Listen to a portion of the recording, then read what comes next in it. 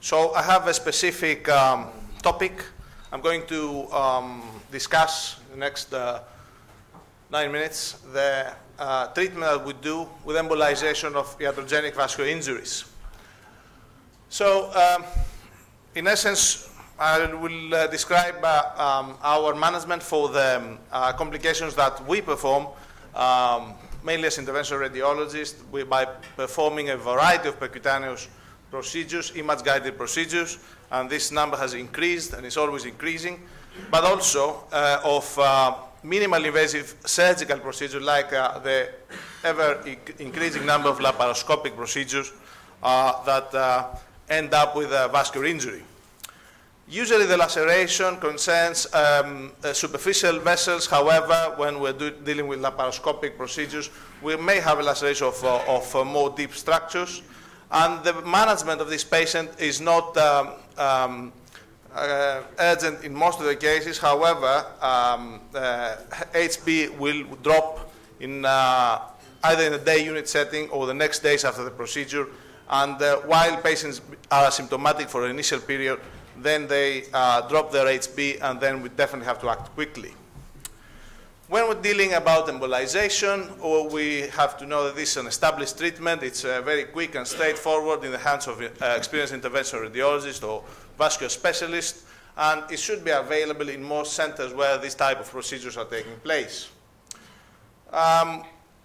On regards of embolizing agents, this is a list of the available embolizing agents that can be used in the vascular theater. Not all of them might be suitable in the case of a iatrogenic injury, so I would probably limit my armamentarium to the coils which have been developed the late years and have been very advanced with the detachable coils and more sophisticated coils, and sometimes we may use microparticles and embospheres in such situations. So regarding particles, we have to say that they can be easily injected through a microcatheter. Their range varies from 40 microns to 1,200 microns and can be used in the case where we have a laceration of an area more than a specific laceration of a vessel. Coils is, as mentioned, a fantastic tool for embolization. They come in 035 and 018 sizes. There are some specific sizes that can be 035 coils, can be loaded on a microcatheter. We may obtain accurate deployment, an immediate vessel occlusion, and with the fact that we have detachable coils, our precision is definitely increased in terms of embolization. So there's a lot of literature, particularly for kidneys, which is one of the most superficial vessels, organs that is injured by percutaneous procedure, either biopsies or PCNLs. And this is a case of a kidney biopsy. You can see the direct tract of the needle that leads to the formation of a pseudoaneurysm.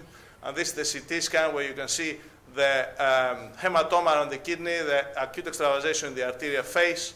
And after a very quick catheterization of the renal artery with a forceps catheter, you can see that this finding is confirmed angiographically. And then we have superselective catheterization of the branch that is bleeding.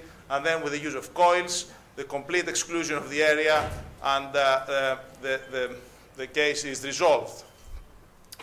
Similar outcomes in this case, we will have a pseudoaneurysm of the lower pole. This is the area where most of the biopsies take place. And again, with the use of coils, this is the entrapment of the contrast agent post-embolization with coils. And this is the final angiographic result with exclusion of the aneurysmal area, the pseudoaneurysm anyway. In transplant kidneys, they're more friable, and when a needle goes through for a biopsy, might lead to the formation of the pseudoaneurysm. Like in this case, we have this tiny pseudoaneurysm, so the forceps catheter goes selectively in the ostium of the renal artery, and then with the use of a microcatheter, we go super selectively and we embolize with a few coils the area, leading to a little bit of ischemia. However, we resolve the bleeding and the rest of the organs perfused. Liver can also be amenable to bleeding because of the high number of procedures and biopsies. And this is another arterial face CT scan where you see there's a track of contrast. There's fluid around the liver and extravasation in the track of the needle, and you see there's pooling of contrast. So again, with selective catheterization of the celiac axis, we can confirm the pooling of contrast in the area arterial, but also in the venous phase. And we go super selectively with the use of microcatheters, and we confirm the area. And then with the use of coils, microcoils in this case, we exclude the area. We do another angiogram. There's a little bit of leaking also from that side, and then we have to pack with more coils and successfully exclude the area of bleeding.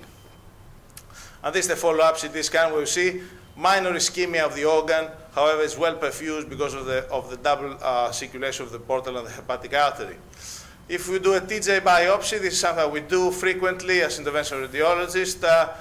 Sometimes the needle might go around the capsule, and in our control we may see extravasation. In this case, we have to, and this is extravasation of the contrast around the ascites, around the liver. We have to maintain the catheter in this position, and then with the use of coils, we can treat also this situation and contain the bleeding. If we do PTC and stenting, again, this is another liver procedure that might end up with a vascular injury. Again, angiogram of the celiac axis and extravasation around the area of the previously inserted biliary drain. And this is pooling of contrast in the late angiographic phase. And we have, with the use of coils, embolization of the area with exclusion of the bleeding sites. If we go for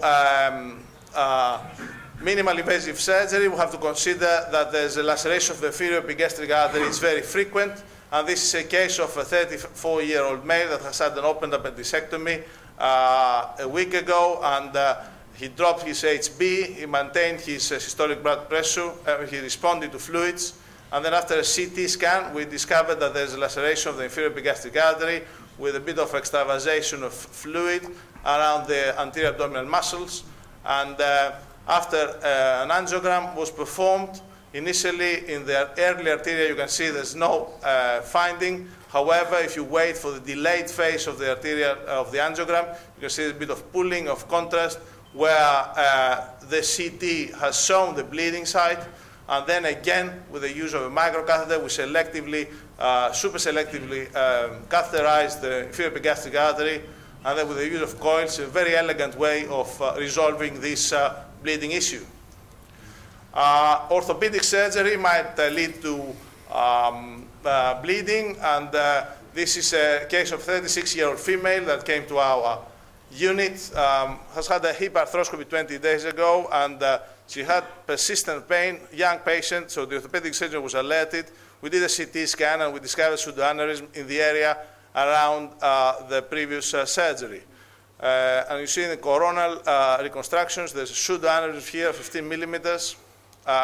Again, angiogram that confirmed the formation of the pseudoaneurysm.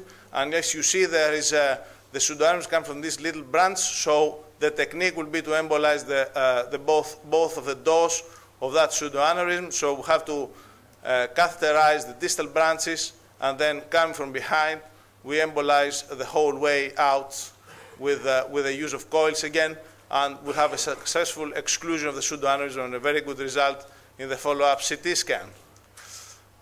In the case of total knee replacement, this is a bit less frequent. This is a case of a 75-year-old female that has a total knee replacement 6 weeks ago, and then she had a sudden onset of swollen and painful knee.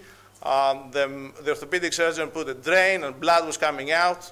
So we did a CT scan. You see there's a hematoma here, and we did a super selective angiogram of the genicular arteries, and there is a bit of pooling of contrast in this area. So this has to be treated with the use of combination of use of coils and particles, and the aim would be to reduce these small vessels, and this is what was achieved after the embolization, and the patient stopped bleeding in this case. So as a take-home message, we have to say that imaging is crucial for procedure planning when we have bleeding for iatrogenic cause. The treatment is minimally invasive, and it's very quick and effective in centers where the experience is there, and and operators are available to do that on a 24/7 basis. Thank you very much for your attention.